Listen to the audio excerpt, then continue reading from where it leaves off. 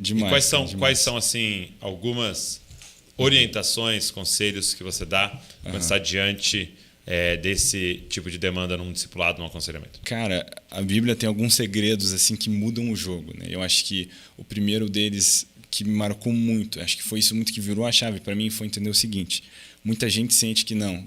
Tem gente que até conta os vacilos que deu assim, né? Não, a tentação foi grande demais. E às vezes a gente tem essa visão muito errada, como se as tentações fossem invencíveis. Entendi. Mas a gente vê em 1 Coríntios 10, né? É uma lei espiritual. A Bíblia diz que o Senhor não tenta ninguém, nem permite que ninguém seja tentado além da sua capacidade de suportar. Então, cara, isso aqui é um princípio espiritual, uma lei que não muda, que Deus não permite que eu e você sejamos tentados além da nossa capacidade de suportar. Além disso, a Bíblia também diz que Ele mesmo provém um escape.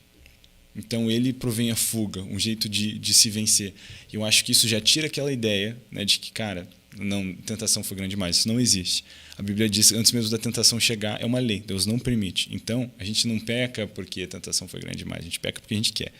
E eu acho que você, deixando de ser a vítima, entendendo que nesse conflito de natureza você é o vilão, Entendi. te ajuda muito a jogar esse jogo. Você primeiro assumir a parada. Tipo assim, entender, cara, culpa minha, exato. Ponto final. Porque a gente se sente vítima. Acho que até o jogo do diabo é esse, né? Você sente, não, cara, eu tive uma semana horrível e eu fui procurar meu alívio.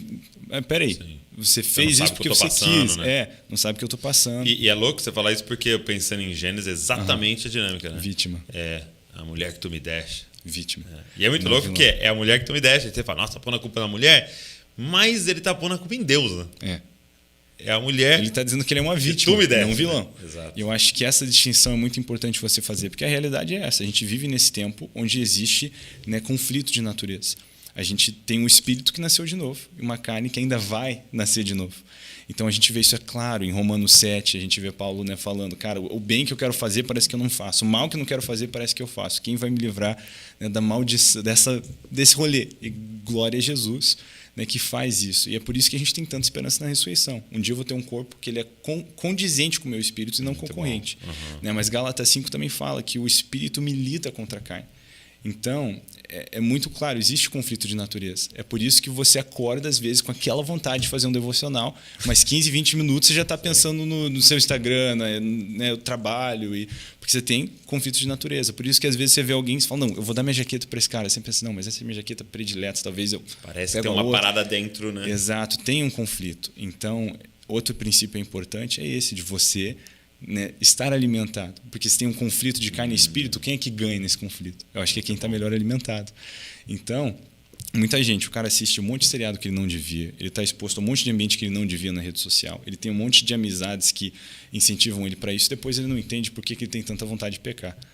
Né? Ele não tem alimentado o espírito dele, e o espírito é movido pelo espírito, né, pela palavra. Então, tem até uma frase de um novelista americano, eu tenho que até checar o nome desse cara, porque eu sempre falo dessa frase e nunca lembro o nome dele. Mas ele diz, né, se nós gastamos,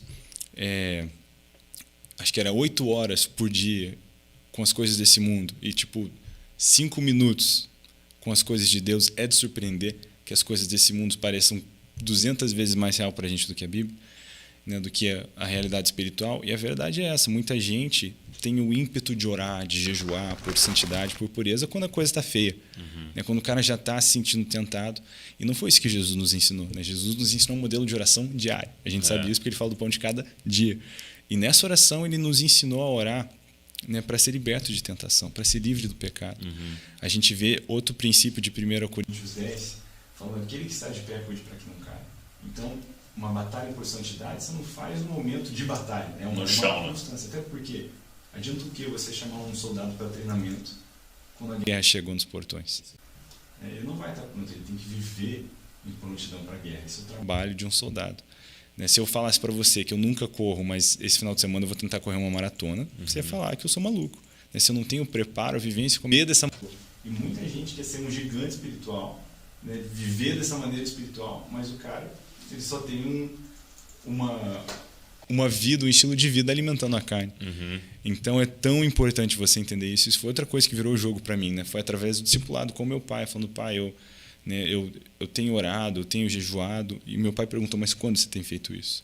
Eu falei, não, de vez em quando, eu lembro, tal. Ele falou, filho, você tem que fazer isso sempre, orar todos os dias, tipo, jejum direto a respeito.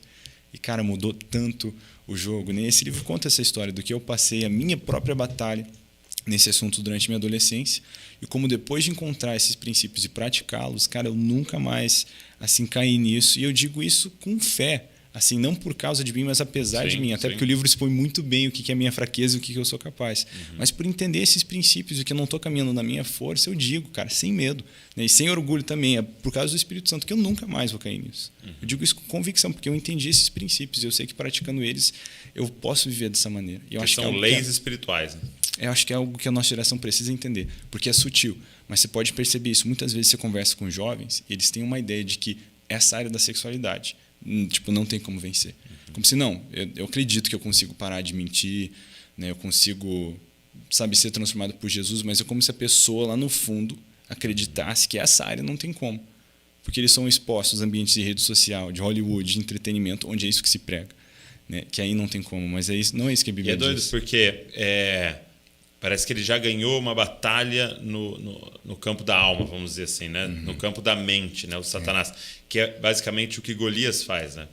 Ele não tinha lutado com ninguém ainda. Ele só ia lá todos os dias e ficava falando, né? Não tem homem aí.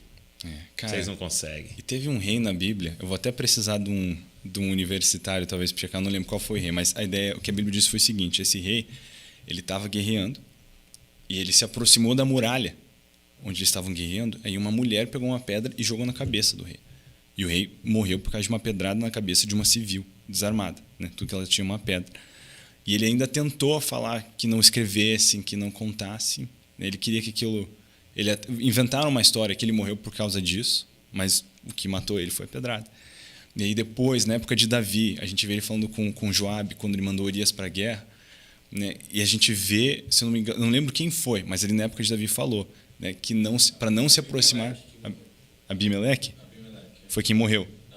E aí depois, na época de Davi, ele fala de não se aproximar da parede, porque o que aconteceu com Abimeleque.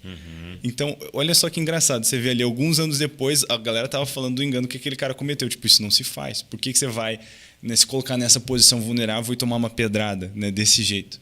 E a verdade é que nessa área, a maioria dos jovens vive assim, se expondo para a pedrada, né, navegando em águas perigosas. Eu conto no livro uma história que um dia a gente estava num retirão, né, fazendo um batismo assim, e tinha uma piscina lá, e um canto estreito perto da piscina. Aí eu devia ter, sei lá, uns 6, 7 anos, assim que eu vi aquele canto estreito perto da piscina, meus instintos ninjas foram ativados, eu fui fazer um parkour, né? E eu comecei a brincar ali, e minha mãe veio e falou: Isa, não brinca aí, você vai cair na piscina. Eu falei: não vou cair. Continuei lá. Aí minha mãe veio de novo: Isa, para que você vai cair na piscina. E eu: não, eu sou bom, né? Fiquei lá. Aí veio meu pai, né? A coisa já ficando mais séria. Tu vai cair aí, para de brincar aí. Eu continuei brincando, mas, né, dito e feito, quando eu caí, tava todo mundo esperando quando que ia acontecer. Exato. É porque eu tava ali brincando perto da piscina, né? Cara, naquele retiro lá tinha balança, tinha seca, tinha gramado, tinha bola, tinha um monte de coisa, mas eu fui brincar perto da piscina. Eu acho que muita gente tropeça pelo tipo de água perigosa que se expõe, ambiente que navega, né? Jesus nos ensinou que se o olho faz pecar, se a mão faz pecar, é melhor arrancar e jogar fora, porque é melhor entrar no reino do céu sem que ver com. A gente sabe que ele não estava falando de automutilação, né? Até porque o corpo é templo do Espírito Santo, mas ele deu para a gente o princípio, né? Se o que você vê te faz tropeçar, cara, arranca e joga fora. Então, a gente sabe que redes sociais são essenciais para espalhar o reino de Deus hoje e tal, mas, cara, se a custo da sua santidade, entendeu? Não consegue, o Instagram te faz pecar, arranca e joga fora, né? Porque é melhor viver em santidade sem do que ficar tropeçando com. Então, é algo que a gente precisa entender. Eu tenho e é um que trato... ele fala mão direita, né? Por exemplo, que é tipo, tem algo que você é extremamente habilidoso, mas é isso que te está te levando para o buraco. Cara. Exatamente. Né? Tem gente que tem um talento e daí trabalha num ambiente perigoso, e aí, mas o que vale, né, o reino de Deus para você entendendo que ele espera de você a santidade? A Bíblia diz que sem santidade ninguém pode ver Deus, né? E tem o efeito contrário, quando a gente se dedica para a santidade, primeiro no individual, depois como coletivo, uma igreja caminhando em santidade, né, nós também vemos a Deus de um jeito diferente. A gente é exposto a mais de quem Deus é. Então, tem que ser o nosso objetivo caminhar em santidade. Muitas vezes a gente trata como se fosse algo que não é tão importante, né, com as nossas atitudes. E eu acho que é muito importante. Esse é outro princípio que o livro aborda, né, de não navegar em águas perigosas, não brincar perto da piscina, de ter essa prioridade. Não, isso importa para mim. Eu tenho um princípio, né, até hoje, Porque na época que eu era adolescente, o Instagram funcionava diferente, né? Lá em 2011, quando ele saiu, ele tinha aquela área do que era popular. Não era tipo de explorar o que era associado à sua atividade. Era o que era popular no aplicativo. Né? E isso foi muito onde começou a minha dificuldade. A ser exposto a coisas que foram chegando em mim. E então eu tenho um princípio. Eu nunca entro naquela lupinha no Instagram. A galera me falou, não, Isa, mudou. Agora, se entrar, vai ter só coisa associada com o que você segue. Eu falei, cara, eu não estou perdendo nada. Eu já tenho costume, eu não tenho por que me arriscar um ambiente que pode me fazer tropeçar. Então, eu tenho esse compromisso. A gente vê Jó dizendo, eu tenho uma aliança com os meus olhos. Sim. Então, vai, né, requerer de nós esforços. Eu amo que Efésios 5 diz, né, que nós uma vez estávamos nas trevas, mas agora nós fomos inclusos numa família de luz. Né? Vocês são filhos da luz. Aí ele diz, ande, portanto, na luz. É uma natureza que eu recebo de graça, mas eu exerço por força. Né? E é sério isso. Então, você foi incluso, né? Você é um filho da luz, ande na luz. Então você recebeu essa natureza, caminhe nela, caminhe nessa natureza do segundo Adão, né? Não do primeiro. Então são alguns dos princípios no livro assim que me ajudaram bastante, conselhos que eu daria. Até para alguém que cara, não vou ler o livro agora, porque a realidade eu sei, né? Especialmente a galera que assiste aqui, às vezes o cara já está com 5 na mesa, estão na fila para. Tem também o vídeo. Tem um vídeo no YouTube chamado Mate o Dragão, que foi o que inspirou o livro. Foi a resposta das pessoas ao vídeo, onde eu conto esse testemunho. Falo um pouco desses princípios, mesmo que eu recomendo muito a leitura desse livro. Ele é curto, ele dá para ler rápido, assim. E o livro, existe algo especial no livro, por causa existe o poder de meditação nas páginas, porque você é obrigado a ver mais lento do que você veria o vídeo e tal. Então, realmente, eu encorajo a galera a